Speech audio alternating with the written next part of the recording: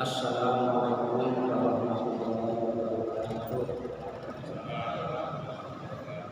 Innal hamdalillah asyhadu an la ilaha illallah wahdahu la syarika lah wa asyhadu anna Muhammadan abduhu wa rasuluhu la nabiyya ba'dah.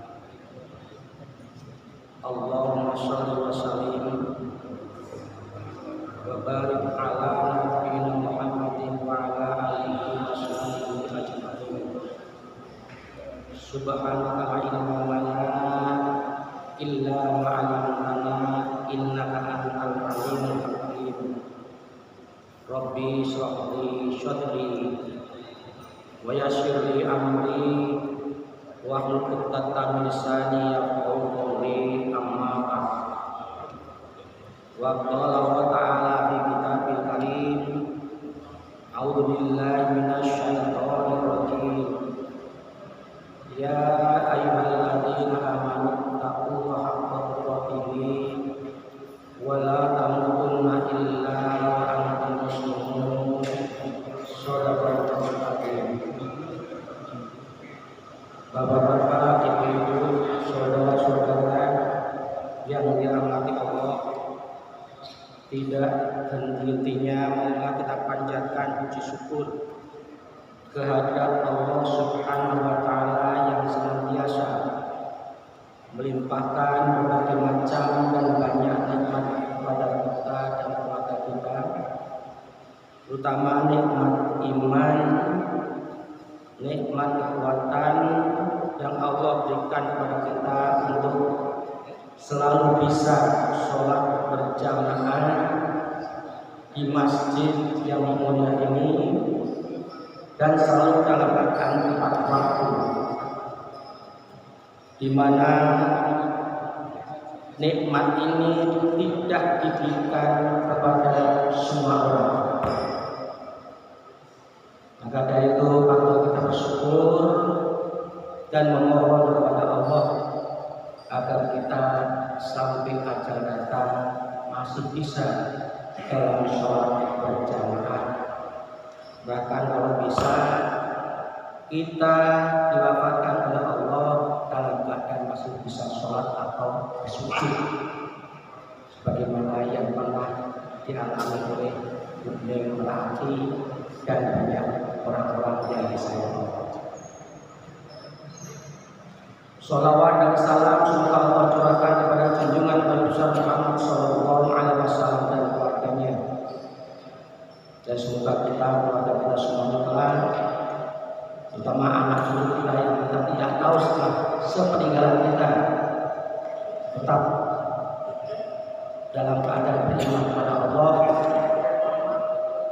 dan mendapatkan syafaat dari Tuhan, hingga kita termasuk golongan hamba-hamba yang soleh, hamba-hamba yang menjadi buah tutur yang baik karena amal kebajikan kita, dan semoga kita termasuk golongan orang-orang yang mewarisi surga. Amin ya rabbal alamin. Bapak-bapak, ibu-ibu, saudara jamaah Masjid Al-Furqan yang dirahmati Allah. Kalau kita tengok dalam jamaah kita, nampaknya jarang diikuti oleh anak-anak di atas balita, bahkan anak-anak remaja. Padahal anak-anak remaja lebih banyak cita-citanya untuk mencapai hidup sukses, bahkan ingin hidup sukses dunia dan akhirat. Tapi kadang-kadang aturan Allah yang bisa menjadikan seseorang itu sukses justru ditinggalkan. Maka kita punya kewajiban, yaitu mengingatkan keluarga kita untuk senantiasa bisa sholat, tidak hanya sholat sekedar sholat, tapi sholat yang betul-betul sesuai dengan tuntunan Allah dan Rasul, terutama dalam sholat berjamaah. Karena sholat itu sangat banyak keutamaannya. Mulai dari niat. Siapa yang berniat baik, maka Allah catat menjadi kebaikan dan mendapatkan pahala. Baru dari niat. Kita tadi dari rumah sudah berniat untuk sholat. Hanya untuk Allah, bukan untuk siapa-siapa. Ini merupakan suatu amalan yang sangat dicintai Allah. Karena banyak orang yang melakukan tindakan tapi niatnya lain. Orang-orang munafik itu kalau diajak sholat, dia bermalas-malas dan ingin sholatnya itu supaya dilihat orang. Itu ciri-ciri orang munafik. Dan banyak sedikit berzikir kepada Allah. Kalau kita tidak memantapkan diri sholat untuk mendapatkan ridho dari Allah. Kemudian langkah kita ke masjid atau ke mushola itu sudah menghapus dosa-dosa. Subhanallah. Ini kalau kita bahas tentang keutamaan taubat itu apa, insya Allah kita akan semakin bersemangat untuk beribadah kepada Allah dan jelas mendatangkan pahala. Langkah kita ini, kalau dalam hadis langkah kaki, karena dulu tidak ada kendaraan transportasi seperti kita, motor, mobil. Kalau sekarang diganti dengan roda-roda. Insya Allah roda-roda itu diperhitungkan oleh Allah berangkat dan pulangnya. Syukur alhamdulillah kalau kita diberikan oleh Allah nikmat kendaraan, kita syukuri dengan cara untuk mendekatkan diri kepada Allah Subhanahu wa taala. Salah satunya adalah memakmurkan masjid dan sholat. Kemudian mulai dari bacaan iftitah saja, dari wudu saja. Wudu itu sudah menghapus dosa. Wudu itu sudah menggugurkan dosa-dosa yang kita lakukan sehari-hari,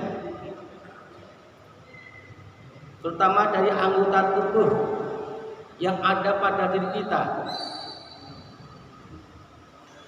Dan wudu itu sendiri memudahkan bagi Rasulullah SAW yang tidak pernah berjumpa dengan kita untuk mengenali kita. Mungkin sekarang belum kita rasakan pentingnya berjumpa dengan Rasulullah SAW. Tapi nanti di hari kiamat, ketika tidak ada pertolongan, tidak ada perlindungan kecuali pertolongan dari Allah, dan pertolongan itu terutama diberikan oleh Rasulullah memberikan syafaat kepada umatnya, maka orang yang tidak berwudu akan rugi, hidup dalam kepayahan, kesulitan, semua tubuhnya hitam legam, muram dalam kesedihan. Maka apakah kita tega juga kalau anak kita kelak tidak dikenal oleh Rasulullah SAW karena tidak pernah berwudu misalnya? Maka mari kalau kita sekarang sudah menjalankan sholat dengan baik, mulai kita tata, mulai kita ajak anak-anak cucu kita untuk melaksanakan sholat sesuai dengan kemampuan, pikiran, jiwa dan fisik mereka. Tapi harus dimulai. Jangan dibiarkan kebaikan itu merupakan habitual, kebiasaan. Kebiasaan buruk dari anak kecil akan membawa pada ketika remaja yang buruk akan membawa akibat buruk pada orang tua dan seterusnya. maka kita tanamkan kebaikan beragama itu mulai sejak kecil. Itu dari wudu. Betapa gembiranya kalau nanti kita dipertemukan oleh Allah dengan Rasulullah, manusia yang paling mulia yang Allah ciptakan dan menjadi Rasul terakhir menuntun manusia menuju kehidupan yang sejahtera, dunia, alam barzah dan akhirat, dan menuntun manusia agar telah kembali ke akhirat menempati rumah-rumah yang indah dan agung, yaitu surga yang hanya disediakan bagi orang-orang yang bertakwa. Salah satunya orang-orang yang suka berwudu. Kemudian kita mulai bertakbir. Takbir itu suatu pernyataan bahwa kita itu sangat kecil di hadapan Allah. Apapun kedudukan kita, entah itu sebagai orang yang ilmunya luas, cerdas, atau yang kaya raya, atau yang uang pangkat dan jabatan, maka sadar bahwa ketika mengangkat tangan takbiratul ihram, maka Allah gembira bahwa hambanya menyadari kedudukannya, dan insya Allah Allah akan memuliakan orang-orang yang bertakbir dengan khusyuk dan tumaninah. Kemudian mungkin dalam sholat membaca, dalam istiftah, mohon ampunan. Ya Allah, jauhkan aku dosaku antara timur dan barat. Insya Allah itu menjadi lebih gugur lagi dosa-dosa itu. Tadi wudu sudah menghapus dosa, langkah-langkah sudah menghapus dosa. Berdoa lagi dengan khusyuk, betul-betul seakan dia berhadapan dengan Allah waktu itu. Mohon ampun. Allah tersenyum. Allah yang selalu mengangkat tangannya, membukakan tangannya pada malam hari untuk memberikan kesempatan bagi orang-orang yang berbuat dosa di siang hari. Dan Allah membukakan tangannya di siang hari untuk memberikan kesempatan, memberikan ampunan kepada orang-orang yang berdosa di malam hari.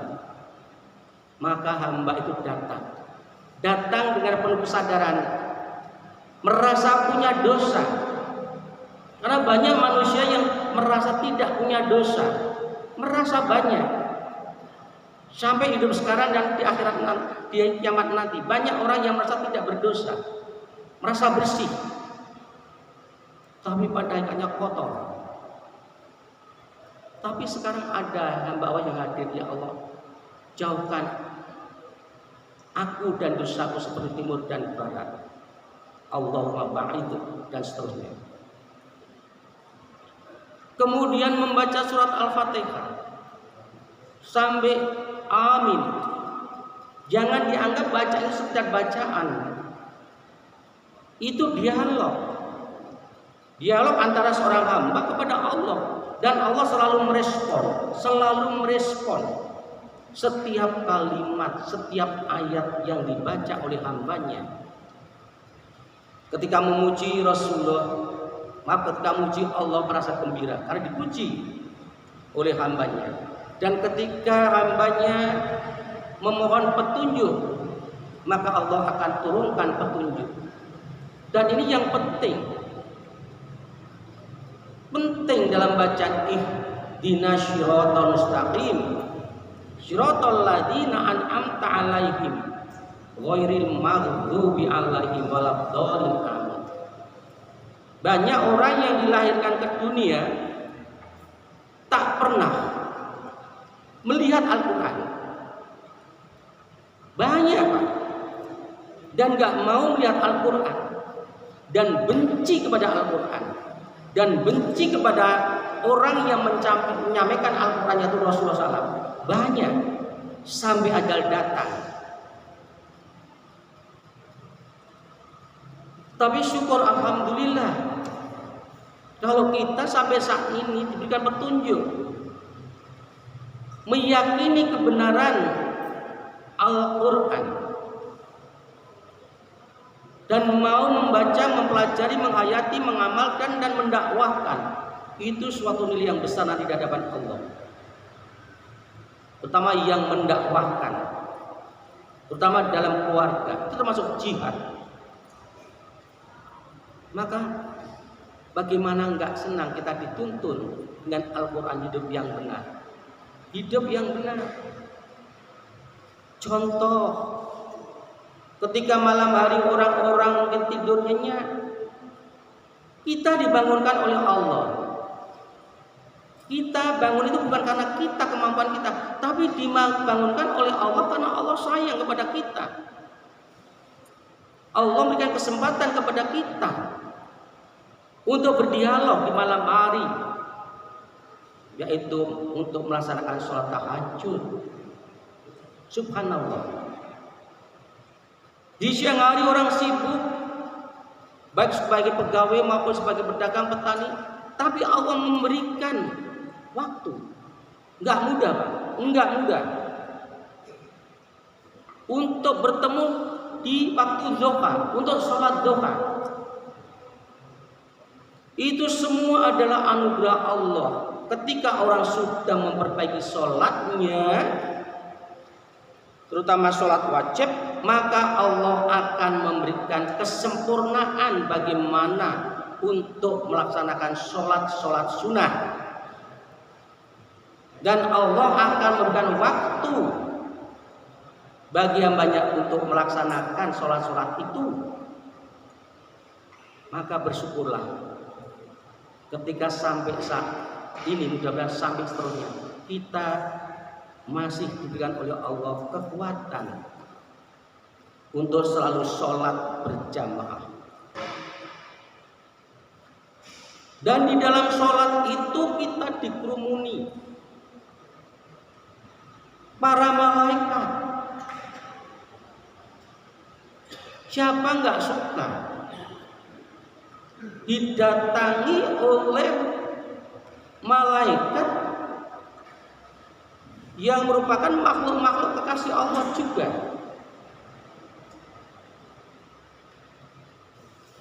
Kita didatangi seorang tamu saja yang mungkin terhormat, merasa senang, apalagi didatangi oleh malaikat. Kalau Rasulullah SAW dulu sering didatangi Jibril untuk menyampaikan wahyu,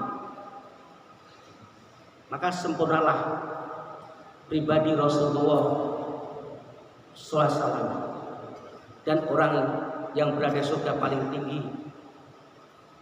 Umatnya juga akan didatangi oleh para malaikat, terutama ketika sholat. Maka pernah saya sampaikan di dalam khutbah kemarin, ketika iktidal, berdiri dari rukuk, Rasulullah pernah menanya kepada seorang sahabat. Ini dari hadis Imam Bukhari yang diriwayatkan oleh Abu Hurairah. Ketika Rasulullah SAW sholat bersama para sahabat,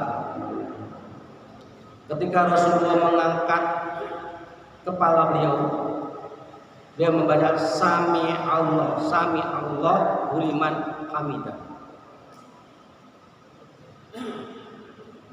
Hanya itu, singkat. Kemudian ada seorang sahabat yang mengatakan, Rabbana walakal hamdu hamdan katsiran thayyiban mubarakan fih mubarakan alaihi kama yuhibbu Rabbuna wa yardha. Yang mungkin belum kita baca. Kalau ditarjih sampai mubarakan fih itu tarjih. Tapi sahabat lebih panjang. Mubarakan alaihi kama yuhibbu Rabbuna wa yardha. Maka Rasulullah bertanya, siapa tadi yang berdoa ketika tidak, aku ya Rasulullah. Maka Rasulullah menjelaskan, aku melihat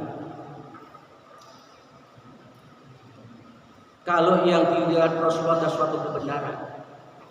Aku melihat malaikat lebih dari 30. Dalam hadis-hadis lain menyatakan 33. Syekh Ali Jabir mengatakan 37.000.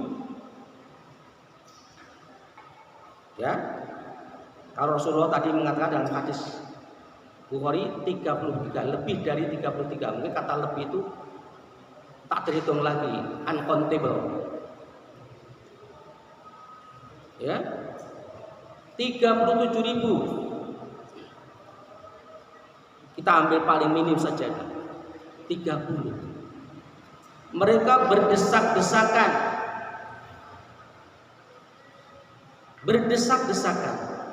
Malaikat kalau mendengar orang memuji Allah, mengagungkan Allah, mereka kagum.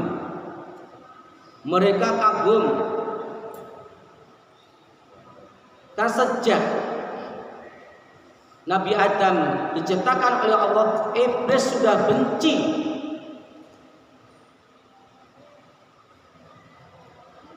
Tidak mau melakukan perintah Allah, bahkan membangkang dan tidak akan memuji lagi. Yang tadinya iblis itu memuji berapa juta tahun, hanya Allah yang tahu. Iblis dulunya bersama-sama para malaikat memuji Allah. Tetapi begitu diciptakan Adam alaihissalam, dia nggak mau lagi memuji Allah, ingkar, sampai akhirnya diusir oleh Allah, turun ke bumi. Tetap siap, Allah, kami terima hukumanmu. Maka ketika anak Adam itu mau memuji Allah sebagaimana mereka memuji Allah juga. Jadi kalau kita lihat surat 42 Asy-Syu'ara ayat 5, maka para malaikat memuji kepada Allah. Mereka berdesak-desakan untuk menuliskan pahala. Tidak sekadar ditulis, menuliskan pahala. Ini yang perlu diperhatikan baik-baik. Menuliskan pahala itu yang dicari oleh manusia sekarang. Makanya Allah selalu memberikan motivasi agar setiap orang, terutama yang beriman, untuk mau beribadah. Kenapa? Pahalanya dilipat gandakan. Sholat sendirian hanya 1, sholat berjamaah sampai 27, bahkan ada yang mengatakan lebih dari itu. Dilipat gandakan. Infak 1.000, Allah berikan promosi, ku ganti 700.000. Kamu zikir memuji Allah 100 kali, aku berikan 1.000 kebaikan. Dan aku ampuni 10.000 dosa. Itu menunjukkan bahwa itu betapa sayangnya kepada manusia, tapi manusia nggak tahu diri. Untuk mencatat pahala. Untuk apa? Yang jelas dikirim nanti sebagai persaksian di hadapan Allah ketika mulai diperhitungkan amal baik dan amal buruk manusia. Pertanyaan kita, kalau sekali saja sholat kita membaca itu sudah ditulis oleh malaikat. Kalau kita sholat sehari, berapa kali malaikat itu datang? Karena tidak dijelaskan. Yang dijelaskan ketika sahabat itu membaca Rabbana lakal hamdu tadi, maka malaikat berdesak-desakan. Berarti orang yang suka sholat kemudian membaca doa yang dibaca oleh Rifa'at, kalau menurut dalam suatu hadis, bin Rafi As-Rauqi, maka betapa bahagianya. Saya tanya Pak sekarang, saya tanya Pak, kenapa ketika orang sudah meninggal mau mengeluarkan uang ratusan juta, jutaan mungkin, untuk memanggil tetangganya, untuk membacakan Al-Quran, untuk yasinan, untuk tahlilan, untuk mendoakan. Berani. Tetapi ketika masih Allah berikan kesempatan para malaikat akan mencatat kebaikannya, tidak ada yang memperhatikan itu. Acuh kita. Sholatnya minimalis.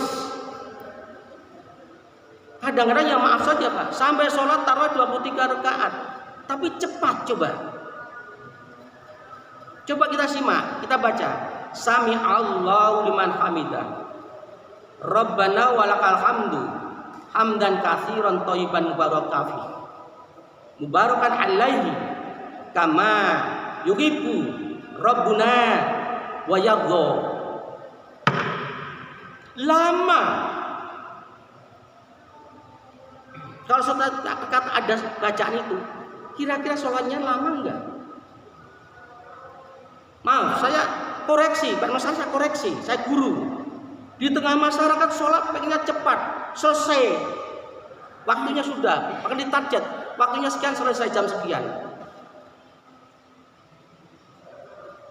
Apa yang mau dikejar?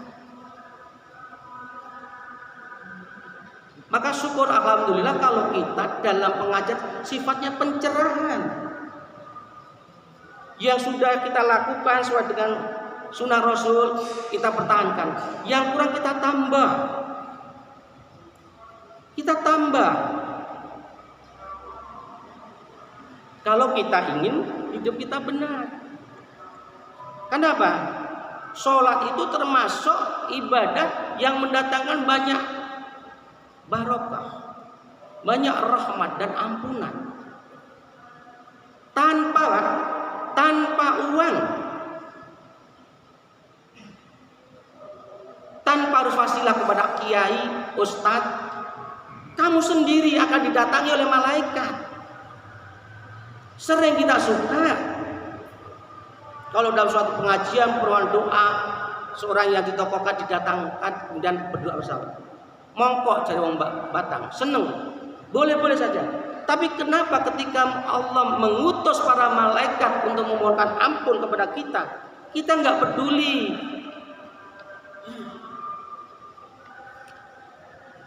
Makanya monggo, sebelum ajal datang, kita ambil poin-poin untuk mendapatkan pahala dengan sesuatu ibadah yang ringan. Apalagi ketika membaca tadi, katakan oleh Allah dalam firman-Nya, takadus samawatu yafatarna min fawqihina wal malaikatu yusabbihu bihamdi rabbihim wa yastaghfiruna liman fil ardi ala innallaha ghafurur rahim. Ingatlah kata Allah, hampir-hampir langit itu pecah dari sebelah atasnya karena para malaikat bertasbih memuji keagungan Allah. Itu nilai bertasbih. Sami Allahu liman hamidah. Itu ada tasbihnya. Maka betapa dahsyatnya langit bergemuruh, suara para jamaah Al-Furqan yang mengucapkan ucapan tadi. Dan malaikat begitu melihat perilaku peribadatan hamba-hamba Allah, maka dia memohonkan ampun. Ora pengen.